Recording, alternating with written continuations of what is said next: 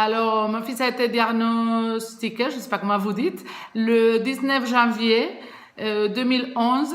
Et pendant un an, je ne pouvais pas parler, je n'avais pas envie et je commençais à écrire. Et là, comme je parlais, ma voix est revenue, je dois récupérer mon temps. C'est pour ça que je parlais très vite. Bon, je vais me centrer surtout sur la scolarisation en Espagne et sur l'école d'été. Mais nous, on a plusieurs pattes, on fait plusieurs choses et notamment on fait beaucoup de sensibilisation d'après les institutions publiques, politiques, les médias de presse. Si on est bon, mais on le met pas en connaissance de la presse et de la société, c'est quand j'aurai 80 ans, mon petit Mario, il aura 40 ans. Donc, il va vivre presque la moitié de sa vie sans moi, sans les parents. Il faut absolument qu'on les laisse à lui et aux autres 180 plus ou moins enfants qu'on a ici avec autisme. Il faut absolument qu'on laisse un futur dans des appartements et pas dans des institutions qui travaillent, qui ont un salaire. Et je vous assure qu'on a des petits et des jeunes avec tout type d'affectation. Et on a très peu d'Asperger, on a beaucoup d'enfants avec beaucoup d'affectation, notamment mon fils. Alors, l'école d'été, nous, on est, après, comme Edith a dit, après les diagnostics de mon fils, il n'y avait rien du tout à Pamplune, il n'y avait rien du tout dans le nord d'Espagne où j'habite, et il n'y avait pas de psychologue, il n'y avait pas de thérapie, il n'y avait rien du tout. J'ai contacté un centre à Madrid qui a commencé à m'aider à me former et peu à peu, j'ai commencé à savoir un peu plus. Et en juillet 2011, j'ai dû arrêter mon travail parce qu'il n'y avait rien du tout pour l'été. Ici, les écoles s'arrêtent plus ou moins le 21 juin jusqu'au 9 septembre. Ça, c'est très longtemps. C'est presque 3 mois de vacances. Et je ne sais pas les enfants atteints d'autisme en France, mais je pense qu'ils sont comme les Espagnols. 3 mois sans structure, sans école, sans rien à faire, sans contenu. C'est vraiment quelque chose de très difficile pour les enfants et pour les familles. Donc, cette première année, il n'y avait rien. J'ai voulu que mon fils passe l'été, les matinées de chaque jour dans je sais pas comment ça s'appelle, dans un campsite de la mairie.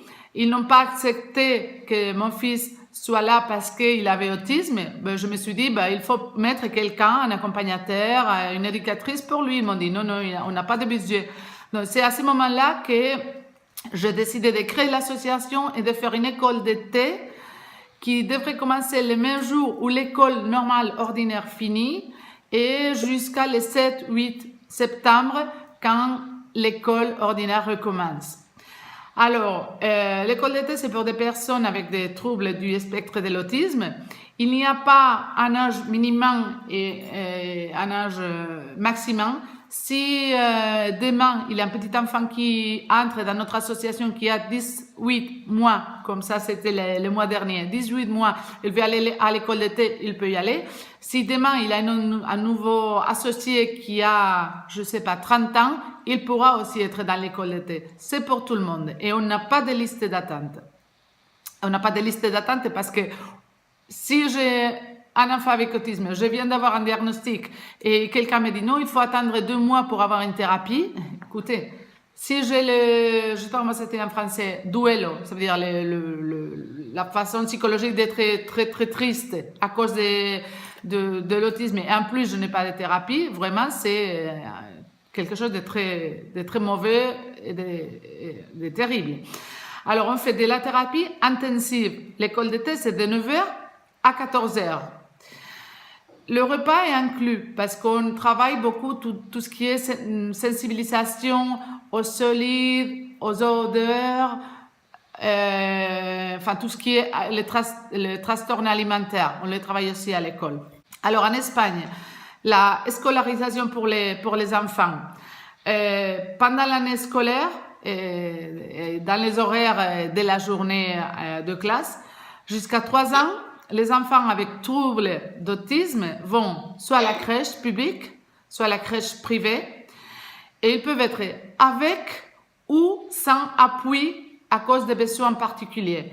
Pourquoi? Parce que dans beaucoup de cas, je suppose comme en France, le diagnostic de l'autisme est posé avant que l'enfant entre à l'école, entre 2 ou 3 ans, ou quelquefois après. Mon fils, il a eu le diagnostic quand il avait 2 ans, 8 mois. Et on a réussi à avoir ici à Navarre maintenant un protocole et on fait des preuves très simples comme le MChat, que probablement vous connaissez très bien, depuis que l'enfant a 12 mois. Et c'est le pédiatre, le médecin qui suit l'enfant, qui passe le MChat quand il a 12, 15 et 18 mois pour voir des symptômes qui peuvent... mais sinon, normalement, les diagnostics est entre les 2 ans et les 4 ans. Alors, jusqu'à 3 ans, ils vont à la crèche et avec ou sans appui. Ça dépend s'ils ont ou non un diagnostic. À partir de 3 ans, les enfants en Espagne, soit ils vont à une classe ordinaire, dans une école ordinaire, sans appui par des besoins, à cause des besoins particuliers, soit ils sont dans une école ordinaire, dans une salle ordinaire, mais avec on dit ici quelques heures de professeurs thérapeutiques. Je ne sais pas comment, une éducatrice spéciale pour des enfants qui ont des problèmes. Tu peux avoir 3 heures par semaine, 5, 6, 8 heures par semaine d'éducatrice spécialisée, si tu as beaucoup de chance. Donc, soit la classe ordinaire sans appui, soit la classe ordinaire avec appui, soit une salle autisme, on l'appelle comme ça. Bon, ça dépend le nom, ça dépend des régions. Donc, c'est dans une école ordinaire, une classe spéciale avec seulement 5 élèves. J'aurais dû commencer par dire qu'en Espagne, 99% des enfants avec autisme sont scolarisés, bien sûr. Mais les appuis, ça dépend des écoles. Parce que, je ne sais pas, les parents ont peut-être décidé de faire le homeschooling à la maison ou enfin d'autres raisons. Donc, soit dans une classe ordinaire sans appui, soit dans une classe ordinaire avec appui, soit dans une classe spéciale avec 5 élèves dans une école normale ou en école spéciale. En école spéciale, ce n'est pas seulement pour autisme, c'est pour tous les différents types de problématiques que les enfants peuvent avoir. Et ils ne sont pas spécialisés. Quand ils sont enfants, ça ne pose pas trop de problèmes, mais quand ils sont adultes, ça pose de vrais problèmes. Ici à Navarre, on n'a pas de centre pour les personnes atteintes d'autisme quand ils sont 21, 22, enfin, et plus. Et ça, c'est notre lutte maintenant, avoir un centre spécifique pour des personnes vraiment avec beaucoup d'affectation ou qu'ils nous laissent, à nous les psychologues de Anna, de notre association, entrer dans les centres qui existent déjà pour pouvoir former, donner des formations aux professionnels qui sont là. Ça, c'est l'escolarisation. Auprès de la thérapie, jusqu'à 3 ans et après, donc après les 3 ans, 6 ans, 10 ans, les enfants suivent ici à Navarre soit la thérapie, ils vont à l'orthophoniste, ergothérapeute, je pense que c'est plus ou moins comme en France. Et il n'y a pas de thérapie publique en Espagne. Ça veut dire qu'il n'y a pas de centres publics qui font de la thérapie pour les enfants atteints d'autisme. Aucun. Mais ici, dans la région de Navarre et dans d'autres régions, on a réussi à avoir un remboursement de l'argent qu'on paye tous les mois pour les thérapies. Alors, pour ce type de thérapie, on peut payer entre 500 € et 1000, 1200 €, ça dépend par mois. Parce qu'ici, les coûts, je ne sais pas si c'est comme en France, les coûts, c'est plus ou moins 40 € l'heure de thérapie, la session de thérapie. Donc ça, c'est beaucoup d'argent par mois. Et ici, à Navarre, on est remboursé. Et on a aussi un problème pour les thérapies d'Ember et Floortime. Pour Denver, on n'a pas eu jusqu'à présent de formation officielle. Il faut aller aux États-Unis pour se former. Donc, la thérapie qu'on fait ici, c'est la thérapie qu'on peut faire car on n'a pas une formation réglée ni officielle, mais on considère que c'est la meilleure. Donc, on fait ce qu'on peut. Pour Floor Time, c'est différent. Pour Floor Time, il y a 2 personnes qui font des formations officielles ici en Espagne et nous, peu à peu, on est en train de suivre cette formation officielle. La même chose pour les ergothérapeutes. Ici, où j'habite à Pamplune, il n'y avait rien du tout pendant les 5 dernières années. Et c'est seulement cette année qu'on a commencé à avoir un centre qui fait. Et pour moi, l'intégration sensorielle, c'est très important. Très important. Nous, on n'a pas fait parce qu'il n'y avait pas un centre et vraiment, je ne pouvais pas me former en tout.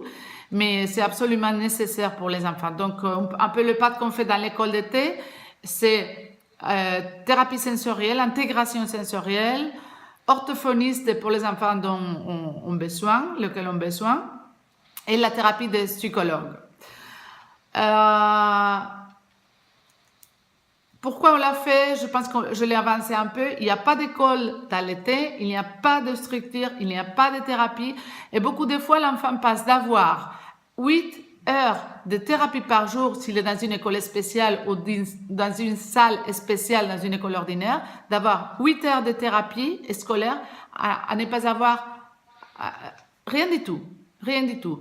Mon enfant, il est devenu fou la première année, il avait 3 ans.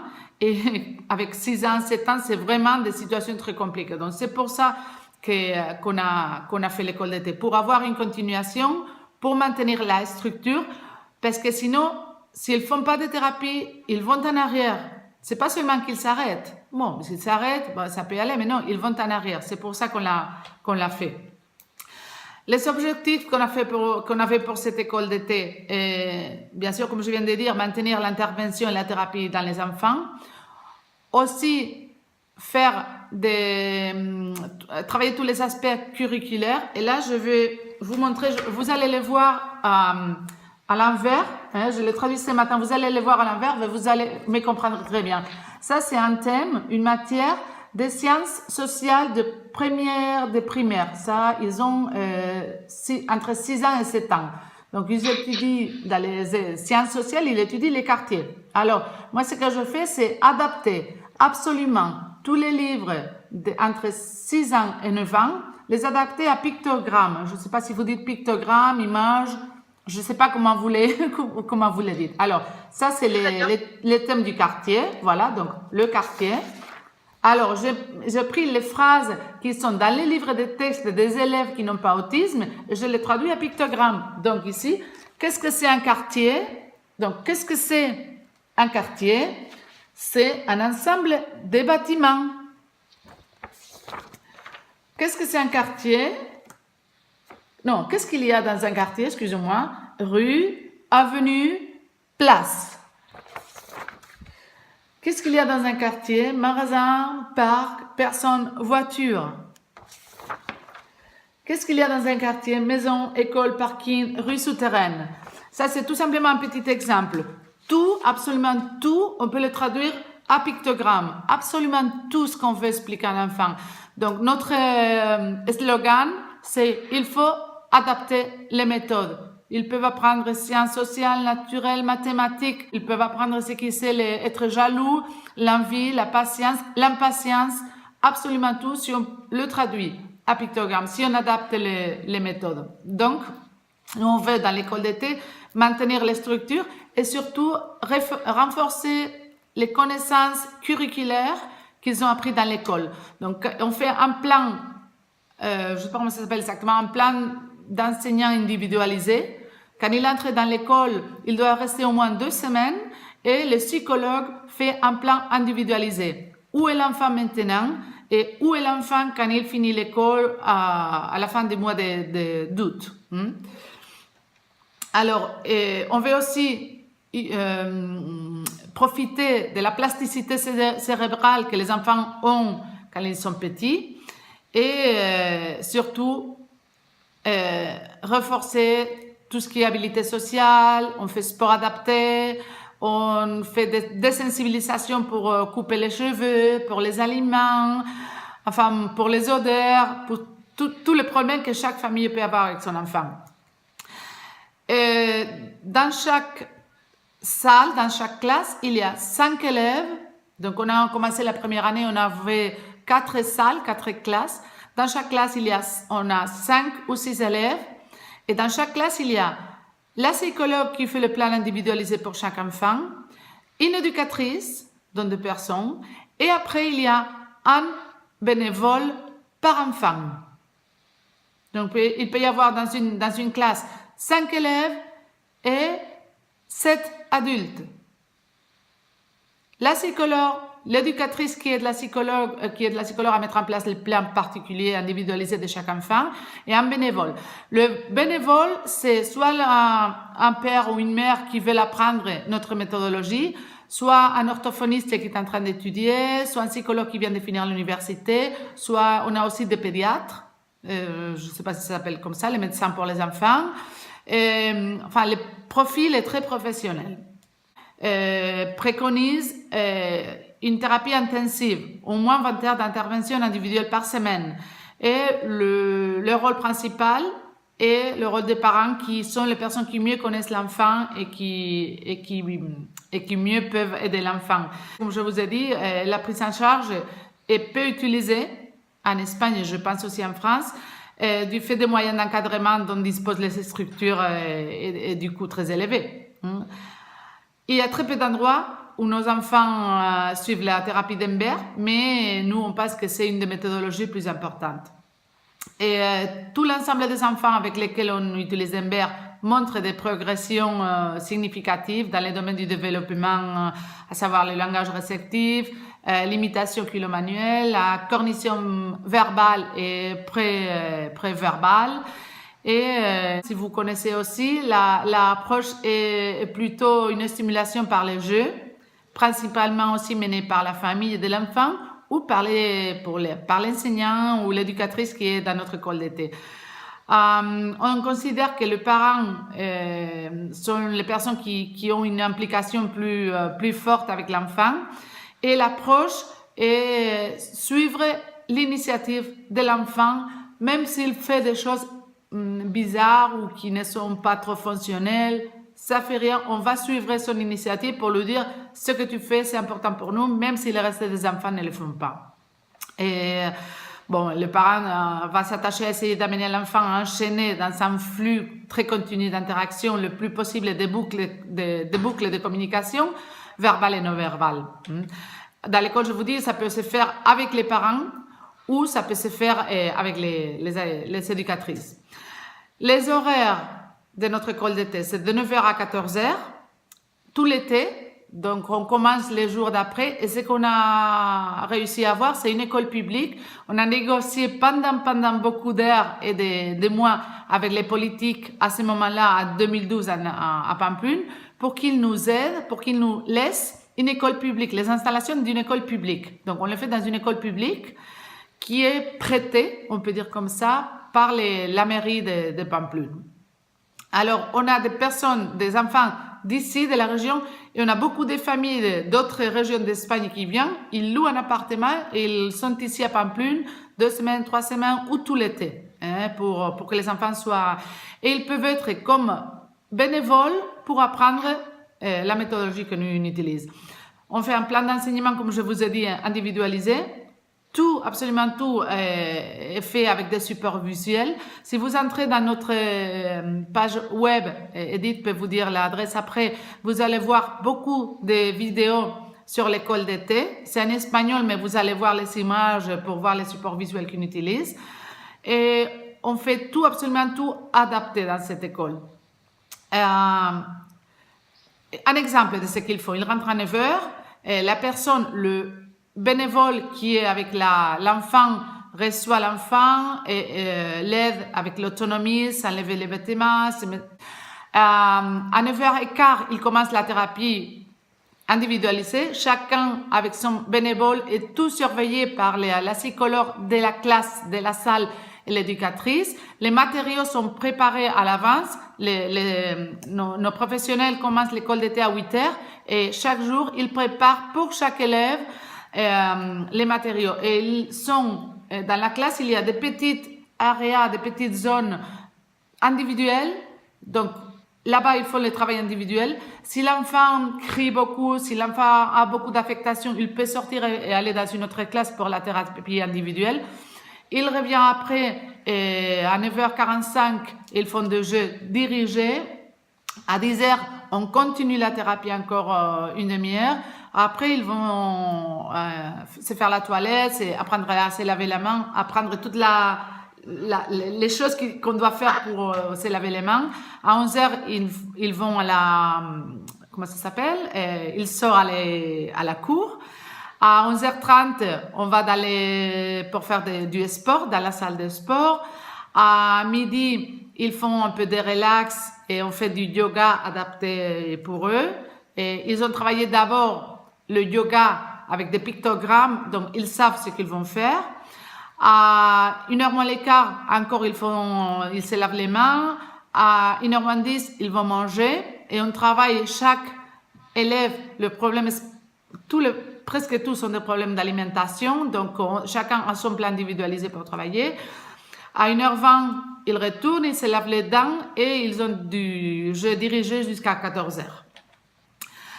Les avantages de l'école d'été. On utilise une école publique qui sinon serait fermée pendant l'été. On a formé, nous, à plus ou moins 400 professeurs de l'éducation publique en Navarre, soit dans nos cours gratuits, soit parce qu'ils viennent travailler comme bénévoles une semaine ou 2 semaines dans l'école d'été. Un autre avantage, on maintient l'intervention, plus de thérapie quand l'enfant est petit, moins de discapacité quand il sera grand. Ça, c'est clair. Et nous, on pense que si on commence la thérapie quand ils sont très petits, ça sera difficile de ne pas avoir un langage. Mais il faut vraiment une intervention avec tous les circuits ensemble. Les associations, les écoles, les institutions, enfin, et la santé surtout. Mais tout ensemble. Ça permet aussi beaucoup de synergie entre les professionnels qui viennent, pas seulement de la Navarre, mais d'autres régions. Si jamais il y a des professionnels français qui veulent venir, ils peuvent venir. Ils peuvent rester une semaine. Je ne pense pas que la langue va être un problème, pas du tout. Et le plan individualisé de chaque enfant a exactement tous les détails, soit tout ce qui est un problème pour la famille et qui veulent travailler, tous les aspects curriculaires de l'école. Ils apprennent à lire, à écrire, à parler, enfin, chacun a son plan individualisé. Je finis tout de suite, sinon Edith. Et voilà. Donc, ce qu'on veut, c'est, on connaît que ici, ce type d'école n'existait pas en Europe. Nous, on n'a pas été les créateurs de ce type d'école. On l'a importé des écoles Teach des États-Unis. Mais ce qu'on a fait, c'est l'adapter aux besoins que nous, on avait ici en Espagne. Voilà, ça c'est seulement une petite partie de notre association. On fait beaucoup d'autres choses, mais Edith m'a demandé de me concentrer sur l'école d'été. Et elle peut vous donner mon adresse email pour tout. Si jamais vous voulez nous contacter pour quoi que ce soit, nous on serait très ravis. Merci. Merci beaucoup, Amalia. Merci beaucoup. En tout cas, c'est ce que je vois. En tout cas, merci beaucoup, Amalia. Merci à vous. Edith, une seule chose.